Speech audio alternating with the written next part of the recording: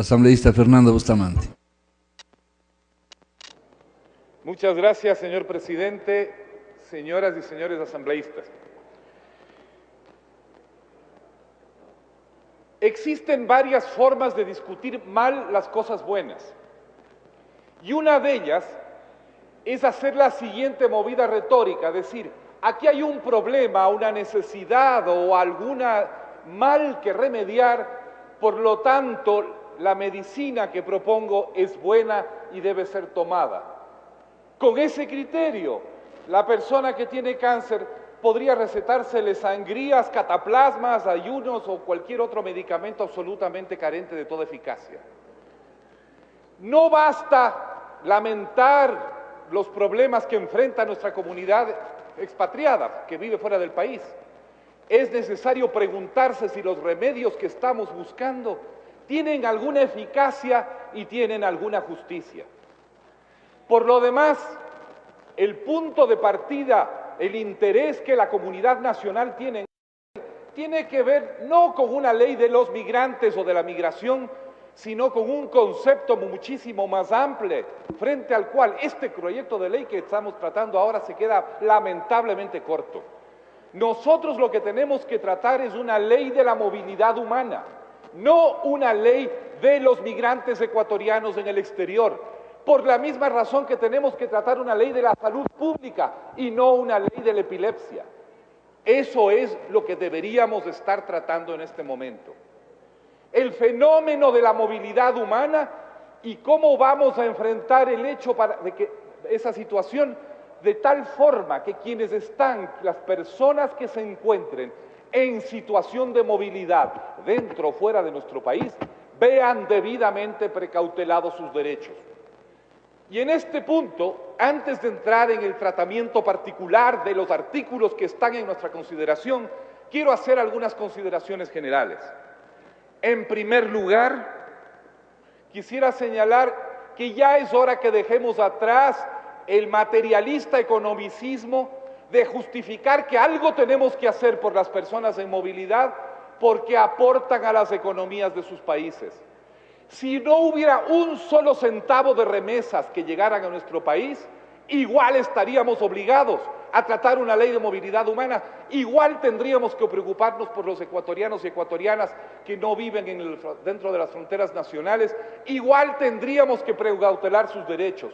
Aquí no estamos pagando, ¿no es cierto?, nuestras culpas o nuestra deuda por el hecho de que esas personas hayan financiado importantemente la economía nacional. Insisto, aun si no hubiera un centavo de remesas, esta asamblea estaría obligada al tratamiento. Así que no fundamentemos en las remesas la obligación que tenemos de legislar. Debemos fundamentarla en la intrínseca naturaleza de los derechos que es necesario precautelar para todos aquellos sujetos de derechos vinculados a la movilidad humana. En segundo lugar, cuidado que vayamos a hacer una ley en función de la coyuntura, una ley para remediar el hecho de que ahora, en este instante preciso, las economías de algunos países receptores de migrantes pasan por graves problemas. No podemos seguir legislando en función de la emergencia o de la situación particular que se vive en un momento dado. ¿Cómo no podemos legislar para una erupción? Digo de nuevo, es como si en una situación de riesgo hubiera una erupción de un volcán y hiciéramos una ley para la erupción del volcán, no una ley sobre los riesgos en general o sobre el Sistema Nacional de Riesgos. Tenemos que pensar la ley en función de las grandes tendencias de largo plazo que tienen que ver con la movilidad humana, con los derechos de la ciudadanía universal y con la libre movilidad de los seres humanos a través del planeta.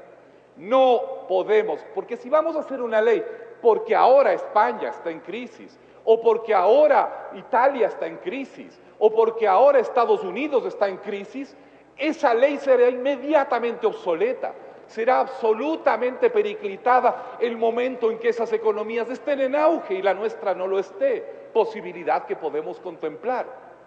Es necesario que esta discusión, insisto, no se centre en el hecho de que hoy hay una crisis de desempleo en España.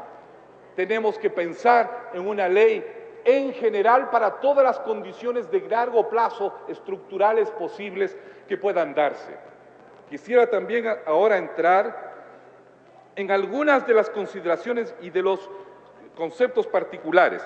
Quiero sumarme a las críticas que otros han hecho al artículo primero y también quiero señalar que quiero mostrar un ejemplo, es un dislate este artículo primero.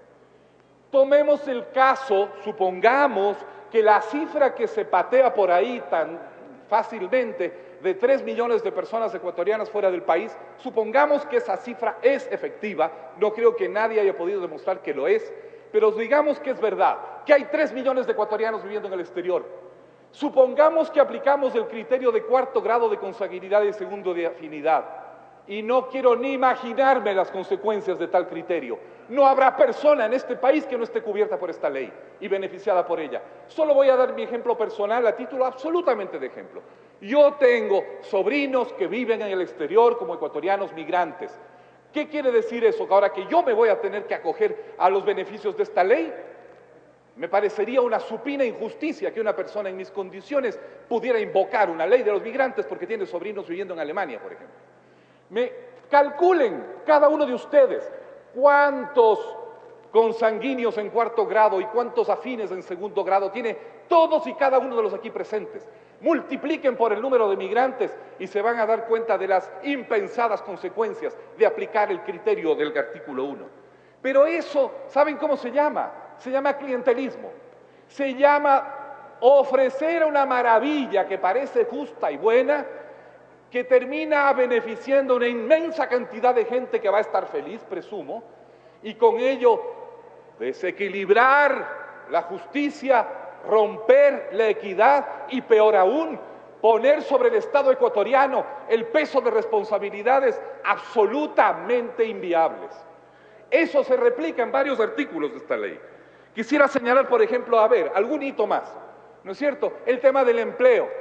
Que tengan, dice el texto, que hay que garantizarle al ecuatoriano que regresa al país un empleo. Fíjense qué diríamos si pusiéramos en la ley que el derecho constitucional al empleo pasa porque el Estado ecuatoriano tenga que garantizarle a todos y cada uno de los ecuatorianos su trabajo.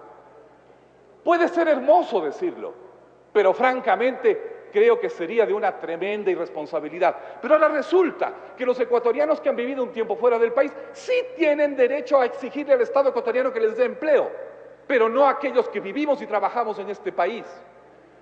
Pero, otro tema, el tema de la cuota de empleo. 5% de todos los empleos deben estar en manos de migrantes o exmigrantes. Fíjense a dónde vamos a ir por ese camino.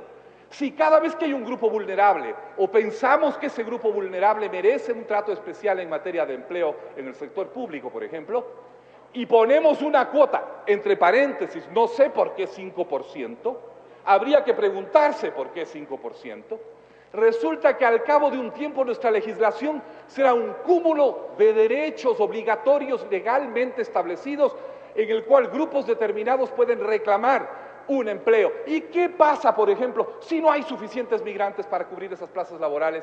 ¿Qué hacen las instituciones públicas? Por ejemplo, el día que la economía de los países receptores de migración esté en auge y no haya gente regresando o no haya gente desempleada, ¿qué van a hacer las instituciones públicas buscando desesperadamente migrantes para no violar la ley?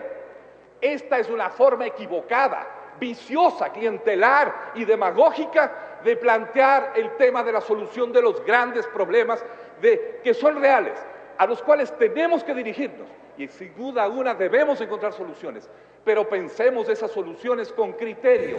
Le queda un minuto, asambleísta. El caso de las licencias, tal como está en el texto, yo me voy, saco una licencia en España, llego con mi licencia acá y no tengo que volver a preocuparme, violando lo que dice la ley de tránsito, en donde sin duda las licencias extranjeras tienen vigencia limitada en el tiempo y luego tienen que ser canjeadas por licencias ecuatorianas.